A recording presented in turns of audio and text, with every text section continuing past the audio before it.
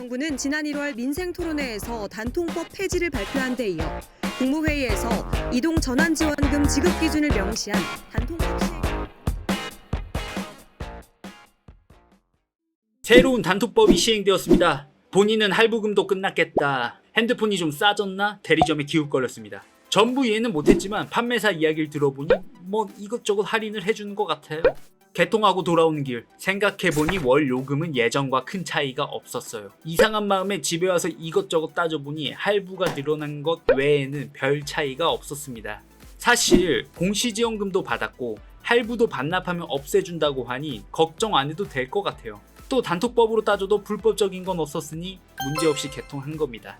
지금은 소비자 입장에서 예를 들었고 제가 판매사였다면 아마 이렇게 외쳤을 거예요. 아싸 호물었다.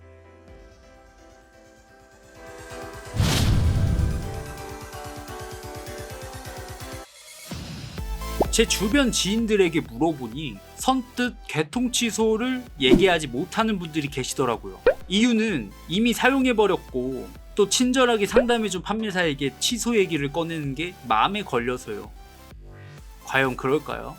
대리점 이익 구조를 설명해 드릴게요. 대리점은 개통 한 번에 여러 가지 이익을 창출합니다. 그리고 이걸 모두 합치면 최소 40에서 60만원 마진이 발생하죠. 이걸 판매점과 나눠 먹는 시스템이에요. 자, 여기 대리점과 판매점 그리고 소비자가 있습니다. 예를 들어 50만원이 마진이면 대리점은 가입자 수수료를 뺀 45만원 정도를 판매점에게 투자하게 됩니다. 우리가 아는 단가표가 이렇게 나오는 것이죠. 판매사는 많이 남길수록 이득입니다. 근데 예를 들어서 어떤 대리점은 30만원씩 주면서 개통시키는 곳이 있는데 당신은 보조금을 한 푼도 받지 않고 개통하면 그 45만원은 모조리 판매점에게 귀속되는 거예요. 자본주의에서 한 개 팔고 45만원씩 벌 수 있으면 누구라도 안 친절하겠습니까? 자본주의는 차갑습니다. 시장에는 감정이 없어요. 보조금을 안 주고 비싸게 팔아제꼈다면 개통 취소해야죠.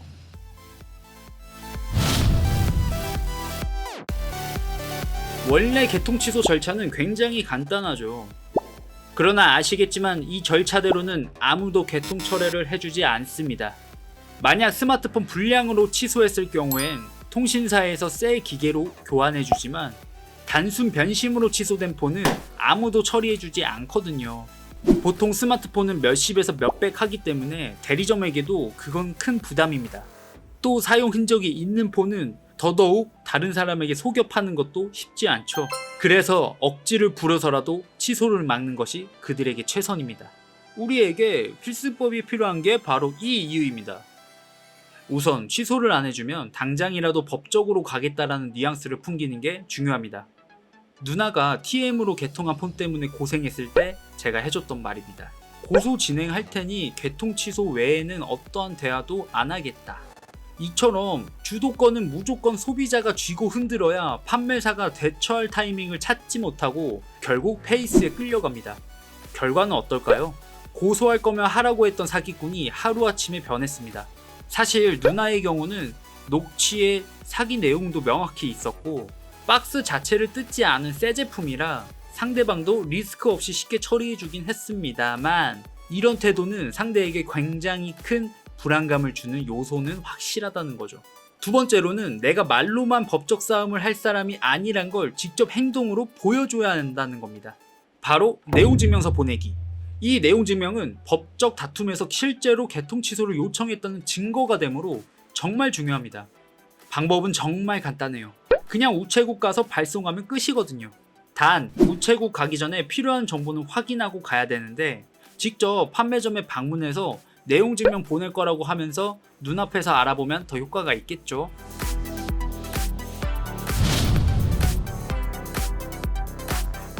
세일즈맨에게 시간은 곧 돈입니다. 또 사람은 예기치 않게 일이 많아지면 스트레스를 받죠. 이걸 이용해 우리는 합법적으로 정신과 육체를 괴롭힐 수 있어요. 바로 신고를 통해서 말이죠. 먼저 통신사 고객센터입니다.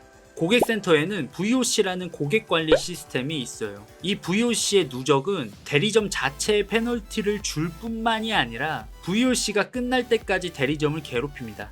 하지만 우리에겐 개통 취소가 목표니까 개통 취소가 될 때까지는 이 압박이 계속된다는 거죠. 그러나 이 VOC는 개통 취소를 직접적으로 해결해 주진 않기 때문에 안심하지 말고 지속적으로 다른 신고까지 해줘야 돼요. 두 번째는 대외 민원에 접수하는 겁니다. 소비자원, 방통위, 그리고 공정위가 있죠. 먼저 소비자원은 분쟁을 해결해 주는 곳이에요. 여기는 필수적으로 신고해 주셔야 됩니다. 공정위는 폰을 사용했더라도 7일 이내에 단순 변심 취소가 가능하다는 판결을 내려주는 곳입니다. 마지막으로 방통위는 불공정 거래가 있다면 가장 강하게 압박을 해주는 곳이에요. 왜냐면 방통위는 대리점에게 악마 같은 존재거든요. 하나도 빠짐없이 신고해 줍시다.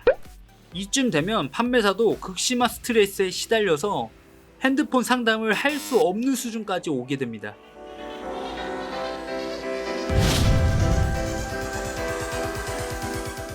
쉽게 말해서 내 거 개통해봤자 너네 돈 못 벌어 입니다. 돈을 못 받으면 개통 취소를 안 해줄 이유는 더더욱 없죠. 하지만 수익 구조상 위 사실을 대리점에게 얘기해주지 않으면 판매점이 대리점에게 선입금만 받고 나중에 대리점만 손해보는 상황이 오기 때문에 실질적으로 쩐주인 대리점을 압박해줘야 됩니다.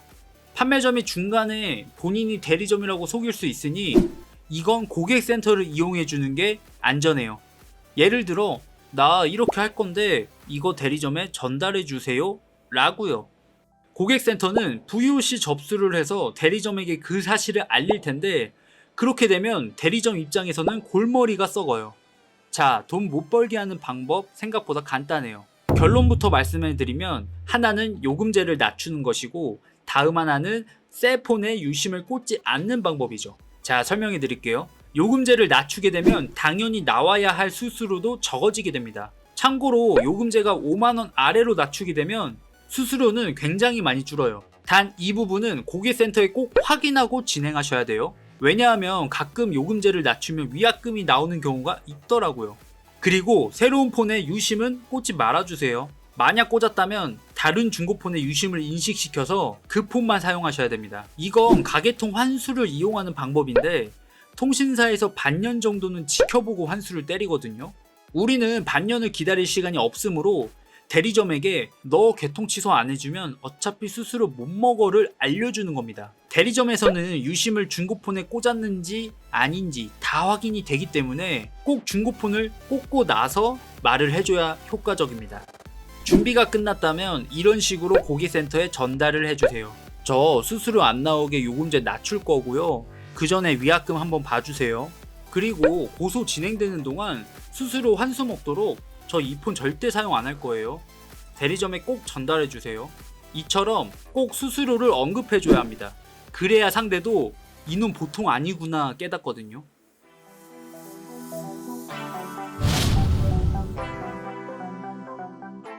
제일 중요한 건 속도입니다.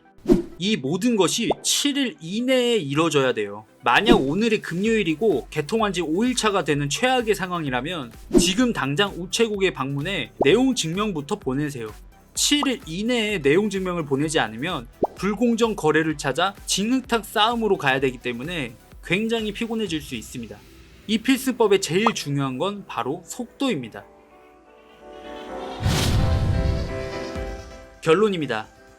태도는 강경하게, 내용 증명서는 필수로, 신고는 모두 진행하기. 그리고 마지막으로 중요한 건 판매점에게 다음 영상을 보여주기입니다. 네, 다음 영상은 개통 취소를 안 해준 판매점의 최후를 공개하겠습니다. 당신이 무조건 이깁니다.